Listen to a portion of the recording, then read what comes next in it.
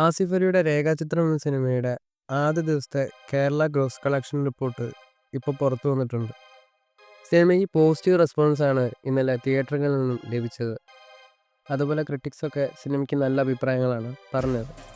കേരളത്തിൽ നിന്നും ആദ്യ ദിവസം 1,92,00,000 രൂപയാണ് സിനിമ കളക്ഷൻ നേടിയിരിക്കുന്നത്. അതുപോലെ ഷെയർ 85 ലക്ഷവും. നല്ല ഓപ്പണിംഗ് ആണ് സിനിമ ആദ്യ ദിനം കേരളത്തിൽ നിന്നും നേടിയിരിക്കുന്നത്.